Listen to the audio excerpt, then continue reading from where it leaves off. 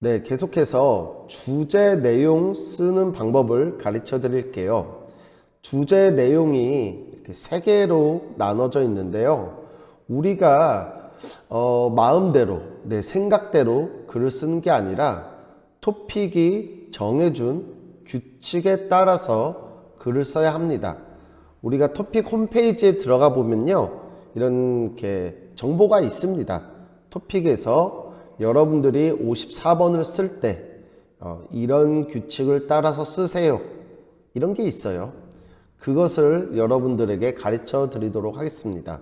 자, 첫 번째 주제를 써볼 건데요. 첫 번째 주제는 온라인 교육의 장점입니다. 이것을 쓸 때 우리는 세 부분으로 나눠야 돼요. 첫 번째로는 도입 부분, 두 번째로는 내용, 그 다음에 마무리, 이제 결론을 써야 돼요. 다른 주제를 쓸 때도 똑같습니다. 도입, 내용, 결론. 이 형식에 따라서 글을 쓰는 연습을 하셔야 돼요. 여러분에게 좀 쉽게 쓰는 방법을 가르쳐 드릴게요. 처음에 글을 쓸 때 과거와 비교를 하는 내용을 쓰면 아주 쉽게 접근을 할 수 있어요. 온라인 교육, 요즘에 인터넷에서 공부하네, 그래서 뭐가 편하지? 그런데 전에는 어땠죠? 전에는 학교에 직접 가고 학원에 가서 칠판을 보면서 책으로 공부를 했죠. 온라인 교육은 전통적인 오프라인 교육과 비교했을 때 여러 가지 장점을 가지고 있다. 자, 아까 말씀드렸던 거예요. 도입 부분을 쓸 때 우리가 뭘 써야 될지 잘 모르죠? 이럴 때 과거와 이렇게 비교하는 내용을 쓰면 아주 쉽게 쓸 수 있습니다. 자, 그 다음에 이제 장점에 대해서 쓰는 건데, 어떤 장점이 있는지 그 중에서 가장 포괄적인 내용을 하나만 써주시면 됩니다. 가장 큰 내용인데요. 온라인 하면 뭐가 가장 좋죠? 우리가 원할 때, 그 다음에 장소에 신경 안 쓰고 쉽게 공부를 할 수 있죠. 그렇기 때문에 어떻게 쓰냐면, 특히 저는 이 표현을 가장 좋아하는데요. 전에 말했다시피 큰 주제를 먼저 말하고 그 다음에 점점 작게 구체적으로 표현을 하라고 했죠. 그때 써주는 표현, 특히 이거입니다. 여러분도 많이 사용해 보세요. 특히 학습자들은 자신이 원하는 방식으로 학습할 수 있다는 긍정적인 면이 있다. 자, 이렇게 가장 포괄적인 장점 내용을 하나 쓰시고요. 계속해서 이제 예문을 들으시면 돼요. 첫째 뭐가 있어요? 둘째 뭐가 있어요? 셋째 뭐가 있습니다. 그래야 여러분들이 글을 쓸 때 좀 뭔가가 깔끔하고 그 다음에 보기 좋게 쓸 수 있겠죠. 그 다음에 내용을 정리할 때도 첫째, 둘째, 셋째로 나눠야 쉽게 정리를 할 수 있습니다. 첫째, 온라인 교육은 시간과 장소에 제약이 없다. 학생들은 자신이 원하는 시간과 장소에서 학습할 수 있으며 직장인이나 바쁜 학생들에게 매우 유용하다.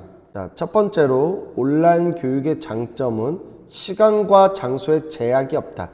제약이 없다라는 거는요, 그러니까 여러분들이 뭐 신경을 안 써도 된다. 여러분이 하고 싶을 때 언제 어디에서든지 할 수 있다, 이런 뜻입니다.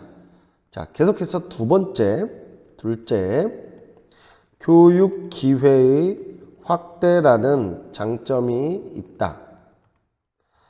온라인 교육은 다양한 강의 자료를 제공하며 전 세계의 우수한 교수진의 강의를 쉽게 접할 수 있다. 자, 이게 무슨 내용이냐면요. 예를 들어서 우리는 지금 베트남에 있는데 저기 한국에 엄청 유명한 선생님이 있다고 들었어요.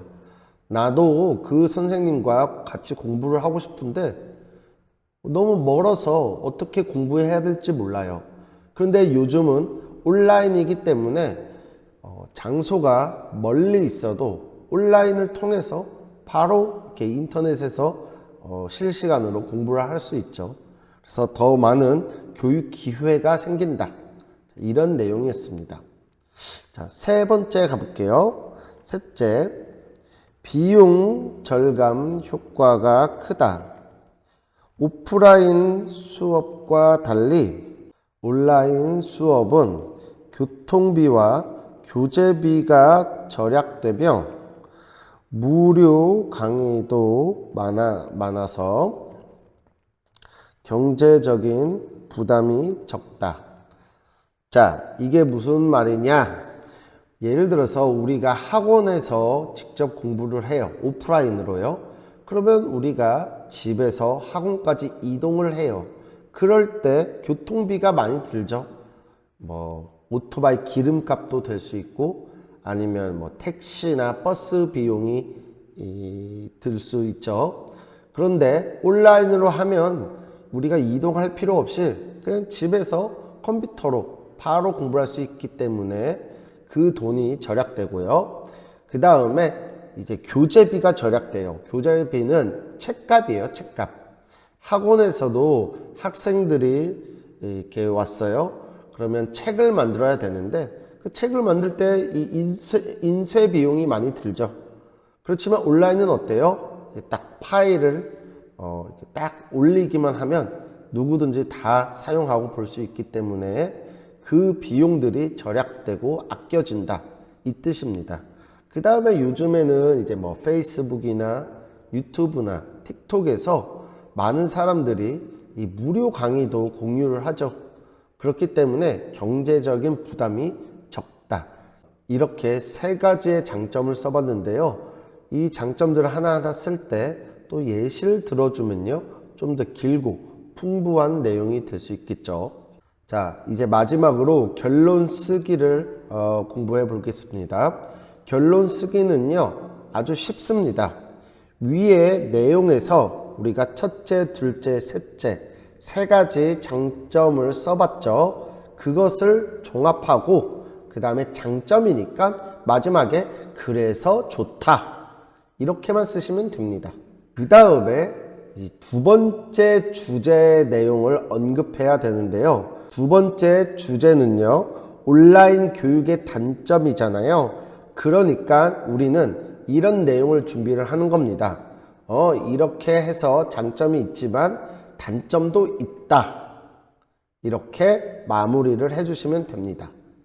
함께 보겠습니다. 이처럼 온라인 교육은 접근성, 효율성, 그 다음 경제성 면에서 매우 유리한 학습 방식이다. 접근성, 효율성, 경제성은 이 위에 첫째, 둘째, 셋째 그 내용을 쓴 겁니다. 그 다음에 좋아요, 매우 유리한 학습 방식이다. 그 다음에 선생님이 뭐라고 했죠? 두 번째 주제의 내용을 간략하게 쓰세요. 하지만 학습자가 온라인 교육을 활용할 때 몇 가지 해결해야 할 문제도 존재한다. 자, 이렇게 썼습니다. 선생님이 어떤 말씀을 드리는지 이해되셨죠? 마지막 마무리 단계에서는요, 위에 이런 게 있어서 좋다. 그 다음에 두 번째 주제를 언급하세요. 그렇지만 항상 좋은 게 아니라 해결해야 할 점도 있다. 그 후로 두 번째 주제를 시작하시면 됩니다.